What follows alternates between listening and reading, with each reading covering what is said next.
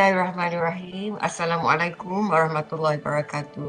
Salam sejahtera tuan-tuan, puan-puan, rakan-rakan saya daripada JPN, daripada PPD, juga rakan-rakan urus setia saya daripada PPK dan juga BPSH. Ini mungkin kali pertama kerjasama antara BPK dan BPSH untuk menyampaikan maklumat kepada tuan-tuan dan puan-puan secara langsung. Jadi tuan-tuan dan puan-puan, saya cuba untuk tidak terlalu formal dalam penyampaian pada pagi ini supaya kita dapat sama-sama faham apakah hasrat KPM Perkasaku. Boleh ya? Okey, tuan-tuan, puan-puan yang saya hormati sekalian, kalau kita tengok pada slide yang kita kongsikan sekarang ini, banyak kali dah sebut KPM Perkasaku, KPM Perkasaku. Maka apakah itu KPM Perkasaku? Jadi KPM Perkasaku ini nama penuhnya ialah Program Pemerkasaan Pelaksanaan Kurikulum. Bila kita lancarkan, kita dah lancarkan pada 30 hari bulan Ogos. Bila dia berkuat kuasa, dia bermula pada 1 September yang lalu. Dan kita pun seperti Jawatan Kuasa Pelan Komunikasi dah maklumkan, dah ada beberapa aktiviti yang kami laksanakan untuk mewar-warkan tentang KPM Perkasaku. Walau bagaimanapun, bila belum mula sekolah, memang nampak macam bagaimana nak laksanakan KPM Perkasaku dan sebagainya. Therefore, BPK dan juga BPSH ambil peluang sebelum pembukaan sekolah ini, kami nak beri penerangan sejelas-jelasnya tentang apakah program KPM Perkasaku. Jadi KPM Perkasaku ni kita formulasikan berdasarkan petikan huruf dan suku kata nama penuh. Kita kata KPM tu of course lah Kementerian Pendidikan Malaysia. Perkasaku tu datangnya dari Program Pemerkasaan Pelaksanaan Kurikulum. Dan KU besar dekat hujung tu, K tu merujuk kepada kurikulum, dan U tu merujuk kepada murid. Jadi bukan Ku tu kita, tapi Ku tu adalah kurikulum untuk memperkasa murid. Jadi itulah datangnya KPM Perkasaku. Jadi dalam kata lain sebenarnya KPM Perkasaku ini membawa maksud matlamat program ini untuk bantu murid perkasakan kemahiran asas dan tahap pembelajaran mereka. Jadi saya kira setakat ini tuan-tuan dan puan-puan jelas apa itu program KPM Perkasaku. Jadi saya cerita dulu latar belakang macam mana datangnya program ni. Okey, tuan-tuan dan puan-puan, PPK, PPSH, KPM tidak terus saja lancarkan apa-apa program tanpa merujuk latar belakang tentang apa yang berlaku di sekeliling kita di seluruh dunia. Sebab sebenarnya pandemik COVID-19 ini bukannya berlaku dekat negara kita saja. Dan yang tak dapat hadir ke sekolah pun bukan anak-anak murid kita sahaja. Okey, jadi kita pun dah rujuk berbagai sumber-sumber kajian-kajian dari luar negara yang semua sedang hadapi masalah pandemik COVID yang anak-anak murid tak dapat datang ke sekolah. Okay. Jadi ada beberapa sumber rujukan, literature yang kita tengok apa yang berlaku di sekeliling kita. Okey, sumber pertama yang kita rujuk, sebenarnya ada banyak bahan bacaan tetapi saya nak rujuk pada dua sahaja dahulu. Okey, yang pertama, Mission Recovering Education under UNESCO 2021. Okey, artikel ini menyentuh tentang 3 perkara utama. Pertama, semua kanak-kanak kembali ke sekolah dan menerima pembelajaran yang direka bentuk serta disesuaikan untuk memenuhi pembelajaran, kesihatan, kesedaran psikososial dan keperluan lain.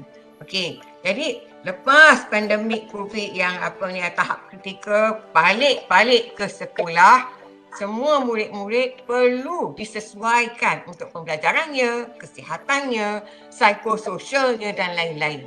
Okey.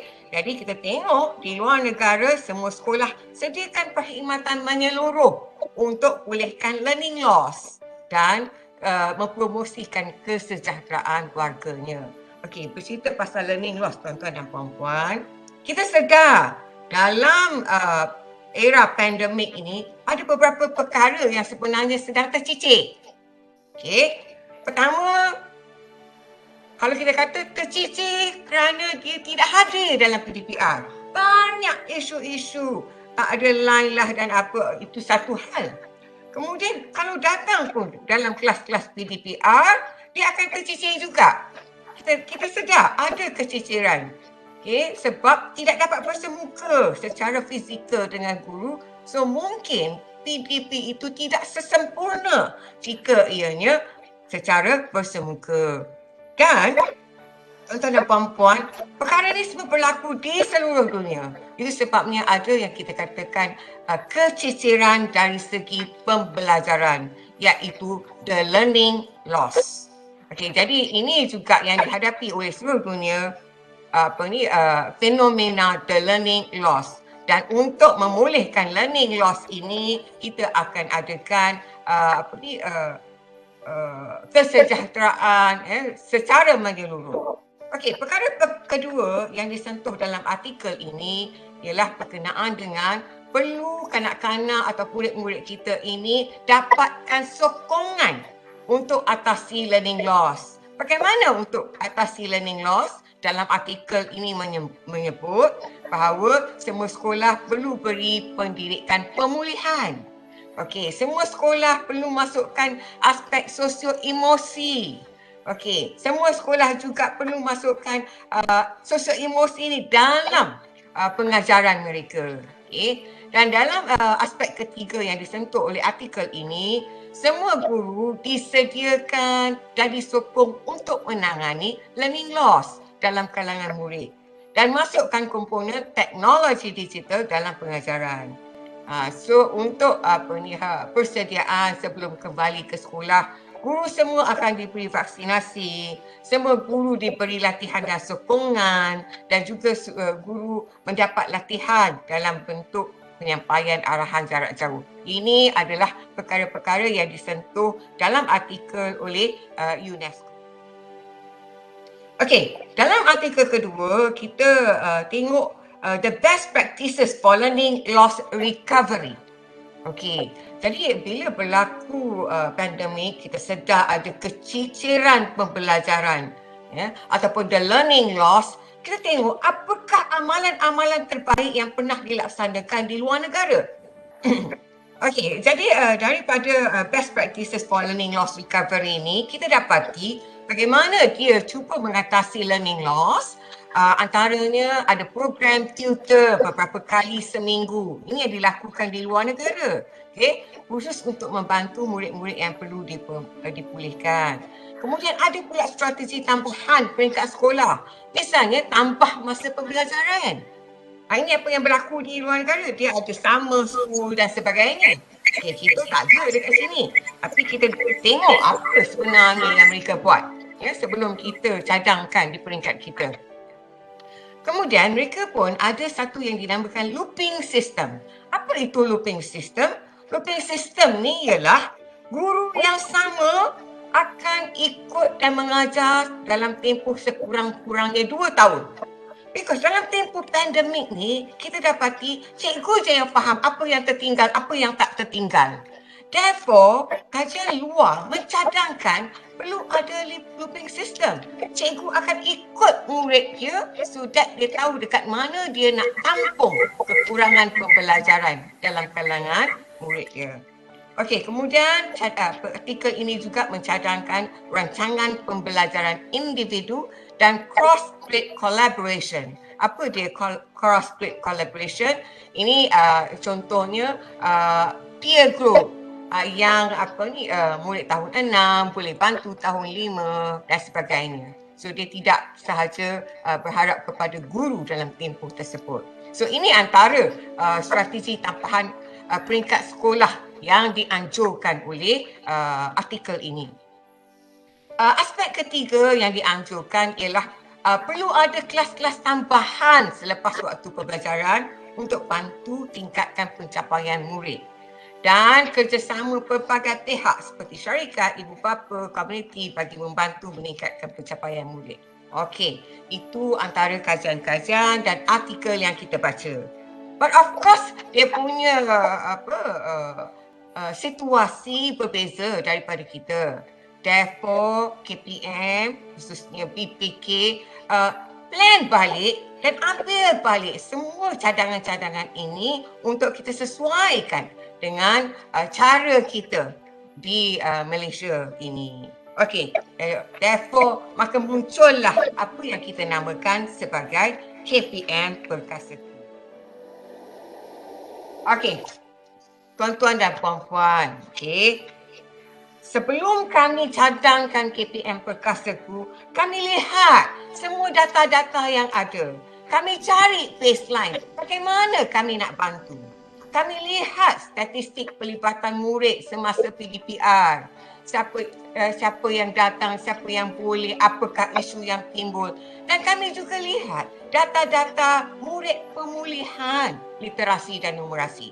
Dan kami dapati murid literasi dan numerasi yang perlu dipulihkan, okey, memang terdapat pertambahan yang signifikan dalam tempoh pandemik ini. Jadi oleh kerana itu kami rasa kami perlu buat sesuatu untuk membantu sistem pendidikan kita, khususnya dari aspek akademik. Okay. Jadi kita akan bantu bukan sahaja murid-murid pemulihan yang asas 3M, literasi numerasi itu belum sampai lagi, tetapi juga kita nak bantu seluruh warga pendidikan dalam isu menangani the learning loss dalam tempoh pandemik COVID-19 ini. Okay. Jadi ada dua sebenarnya perkara yang KPM nak bantu. Pertama dari aspek pemulihan literasi dan numerasi, dan yang kedua dari aspek pengayaan dan pengukuhan so that learning loss dapat dikurangkan. So tuan-tuan dan puan-puan, saya kira ada slide ni bersama dengan tuan-tuan dan puan-puan. Boleh kita tengok sekarang ya. Ini adalah strategi program pemerkasaan pelaksanaan kurikulum ataupun kita namakan sebagai KPM Perkasaku. Okey. Dalam tempoh daripada Jun hingga Ogos tempoh hari ini, benda yang dah selesai ni. Ya, tuan-tuan dan puan-puan, warga pendidikan kita telah melaksanakan PDPR secara dalam talian, secara luar talian, secara offsite. Okey. Dalam tempoh tu kita semua aware dan kita berfikir masa tu berhampas pulas memikirkan apakah program yang kita boleh bantu tuan-tuan dan puan-puan dalam menangani era pendidikan zaman pandemik COVID ini. Okey, so kita come out dengan program KPM Perkasaku ini dan kita ambil semua cadangan-cadangan yang kita sesuaikan dengan situasi kita. Okey, jadi mulai 1 September hinggalah Disember dan kita cadangkan hingga Februari. Tuan-tuan dan puan-puan jangan lupa, tadi saya dah cerita dekat luar negara dia panjangkan tempoh. Ada masa tambahan dan sebagainya untuk cover balik the learning loss. Okey, jadi PPK telah mencadangkan bahawa perlu ada masa tambahan diberikan. Therefore, oleh kerana kita ni bersifat centralized, sistem pendidikan kita bersifat centralized, kita tak boleh nak harapkan sekolah buat pula masa tambahan di luar waktu persekolahan. Kita tak boleh nak ada minta sekolah pula yang nak buat masa tambahan. Therefore, oleh kerana kita ni bersifat centralized, maka BPK telah mencadangkan supaya kalender persekolahan dipanjangkan untuk mengatasi the learning loss, untuk recover balik the learning loss. Itulah sebabnya mengapa kalender persekolahan kita dipanjangkan sehingga Februari 2022. Dan semua tahap hanya akan beralih pada bulan Mac 2022. Okey. Dan seperti yang saya maklumkan tadi, ada dua sebenarnya objektif utama ataupun program utama di bawah KPM Perkasaku. Pertama ialah untuk literasi dan numerasi bagi membantu murid-murid pemulihan yang masih belum menguasai asas 3M. Dan yang kedua ialah untuk membantu learning loss dalam kalangan murid-murid dengan program apa yang kita namakan sebagai pelaksanaan pengukuhan dan pengayaan. Okey, di bawah pelaksanaan pengukuhan dan pengayaan dan juga literasi dan numerasi, ada dua perkara yang kita sediakan untuk menyokong usaha ini. Pertama ialah repository sumberku dan yang kedua kita letakkan pemerkasaan PBD. Kita sedar ada banyak isu-isu dalam kalangan guru-guru dalam tempoh PDPR susah nak laksanakan PBD. Kita sedar perkara itu. Therefore, itulah sebabnya 4 perkara dalam KPM Perkasaku yang kita beri penekanan. Pertama, sekali lagi saya ulang, pemulihan literasi dan numerasi. Yang kedua, pengayaan dan pengukuhan. Yang ketiga, kita bantu dengan pelbagai bahan-bahan sokongan PDP yang kita letakkan di bawah repository sumber itu. Dan yang keempat, kita akan perkasakan PBD. Okey, dalam melaksanakan pengukuhan dan pengayaan, tuan-tuan dan puan-puan, kita ada banyak kaedah yang kita cadangkan. In fact, sebenarnya guru-guru banyak yang lebih mahir lagi. Antaranya, kita cadangkan pendekatan bertema, modular, berasaskan projek, simulasi amali dan nanti sekejap lagi kita juga akan dedahkan tuan-tuan dan puan-puan kepada beberapa strategi. Dan kita tahu sebenarnya tempoh tu dah makin singkat untuk guru-guru kita nak menyelesaikan silibus, nak cater all the learning loss, maka kita ada strategi yang kita namakan sebagai M2P, iaitu mampatan, pencutan dan pengayaan, dan satu lagi kita namakan sebagai Student Enrichment Learning Framework ataupun SELF. Okey, sekali lagi inilah objektif kita untuk tingkatkan penguasaan murid bagi kandungan kurikulum tahun semasa secara optimum. Kemudian kita rapatkan jurang pembelajaran murid yang mungkin wujud semasa krisis. Kita sediakan sokongan kurikulum kepada guru untuk laksanakan PDP dan kita nak pastikan murid-murid bersedia untuk ikuti tahun persekolahan pada kalender 2022 nanti. Tapi seperti yang saya maklumkan tuan-tuan dan puan-puan, kalender persekolahan kita pada tahun ini sendiri kita telah panjangkan sehingga Februari 2022. Okey, inilah yang kita namakan sebagai the catch-up plan. Apa tu catch-up? Ya, kita nak catch up balik the learning loss dan masa yang mungkin kita telah tidak dapat gunakan secara optimum untuk PDP semasa tempoh PDPR tempoh hari. Okey. Dalam pelaksanaan catch-up plan ini kita bahagikan kepada 3 area garis masa. Antara Januari hinggalah 30 Ogos tempoh hari, walaupun dilaksanakan secara PDPR, dalam talian, luar talian ataupun offsite, sebenarnya kita harapkan guru-guru telah melaksanakan ataupun dah cover sekurang-kurangnya 70% kandungan asas kurikulum. Okey, itu yang kita harapkan. But bermula 1 September apabila program KPM Perkasa kita itu mula, apa yang kita harap? Kita harap bila sekolah guru-guru bersama dengan murid-murid dia Kenal pasti. Ini yang kita nak minta JPN dan PPD bantu.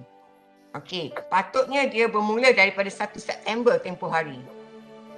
Pergi di sekolah masing-masing, patutnya kenal pasti berapakah peratus pelaksanaan kandungan asas kurikulum yang telah dilaksanakan.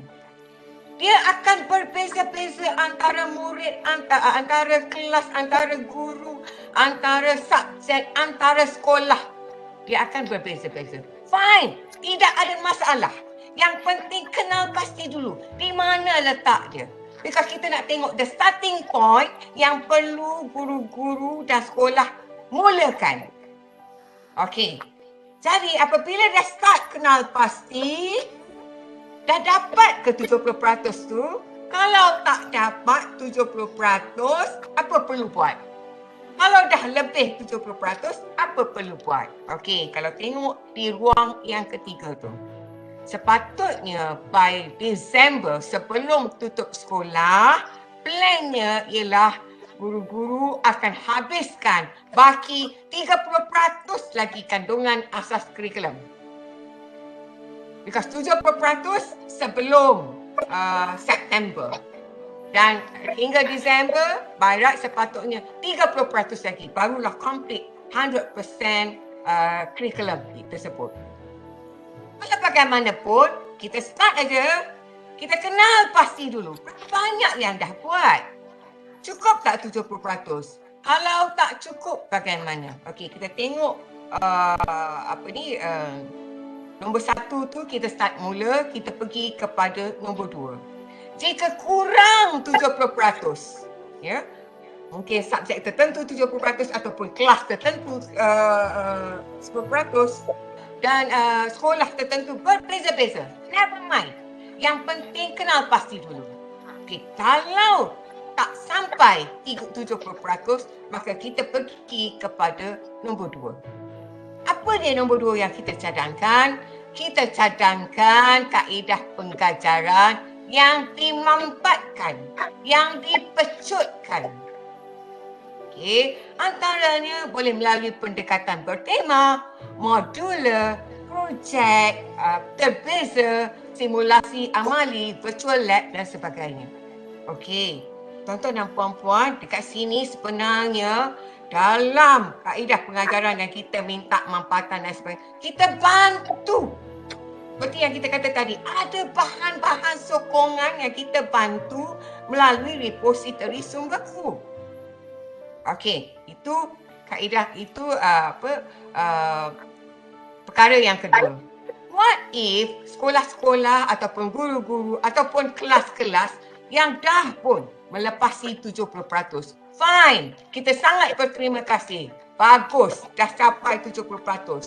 So, guru-guru yang berkenaan, sekolah yang berkenaan, bolehlah melaksanakan PDP ataupun PDPR menggunakan kaedah yang bersesuaian. But, kalau dia nak juga gunakan bahan-bahan, nak juga gunakan kaedah-kaedah pembelajaran kita syorkan, by all means kita sangat alu-alukan. Sebab kita punya repository sumberku boleh diakses oleh sesiapa sahaja. Hatta ibu bapa pun boleh masuk dan lihat. Okay?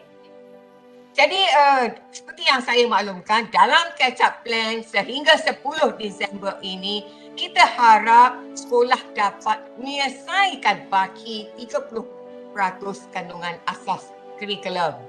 Termasuklah jika tak habis tadi 70%, tetapi dengan mampatan, dengan pecutan, dengan bantuan pelbagai bahan sokongan yang telah kami sediakan, maka ia boleh dihabiskan. Okey. Sebelum akhir Disember, sebelum tutup sekolah, kita nak lihat sejauh mana tahap penguasaan murid.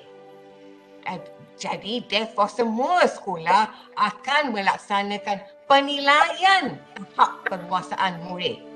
Okey, ini kita akan lihat melalui PPD.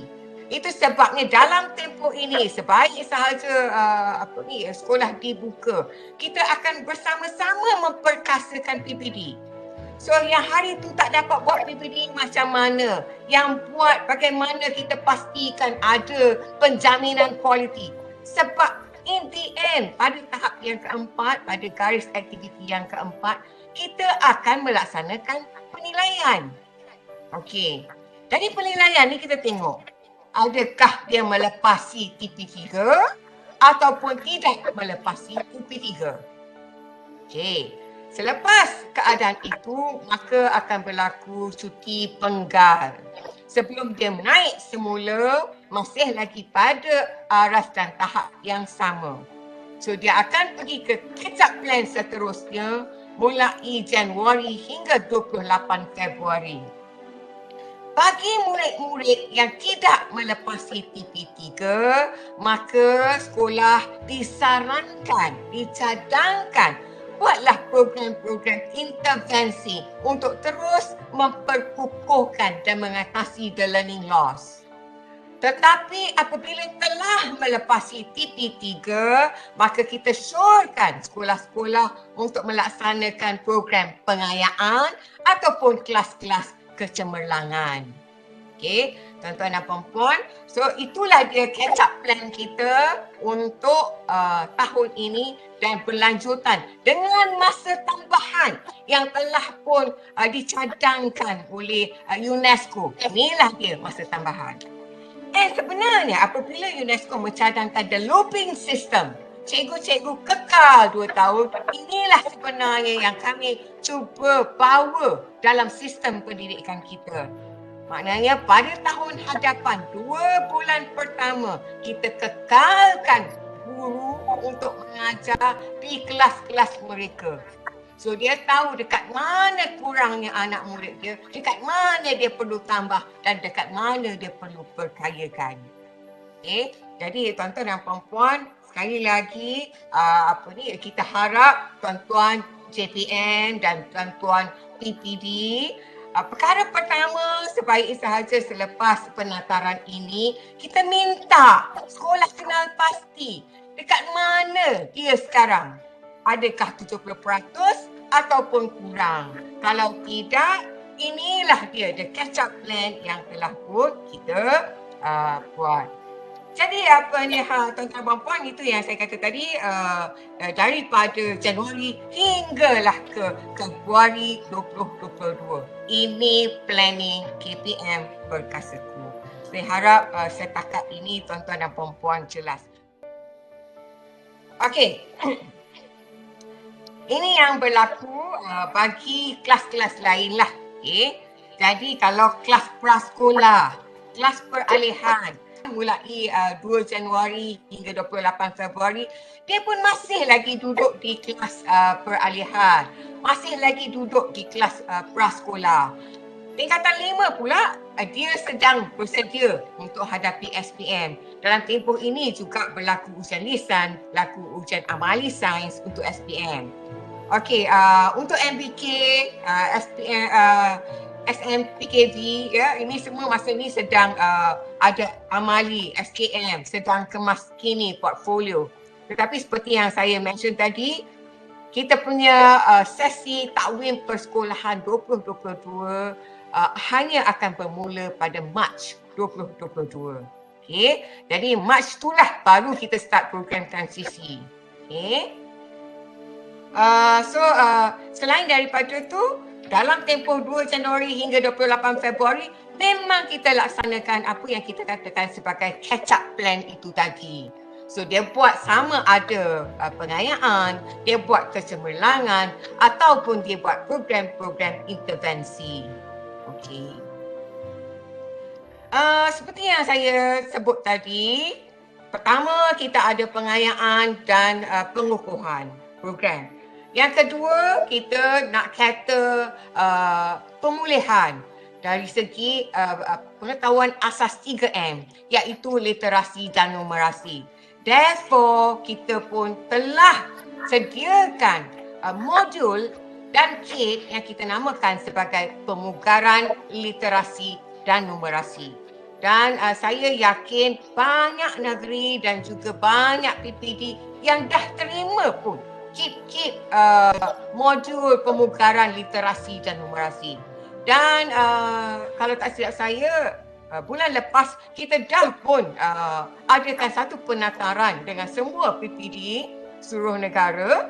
Mana yang dah terima, kita dah pun bagi sesi penerangan bagaimana penerimaan dan kemudian agihan kepada peringkat sekolah. Okey, seperti yang saya sebut tadi juga, kita ada satu repository sumber kru yang kita namakan sebagai sumber kru yang kita pautkan pada pelantar delima. Apakah sumber kru ini? Dia adalah satu sistem penyimpanan digital yang urus, simpan, sediakan akses, koleksi bahan PPP digital. Okay. Pemerkasaan pentaksiran PPD bilik darjah yang kita laksanakan serentak dengan program KPM Perkasaku ini.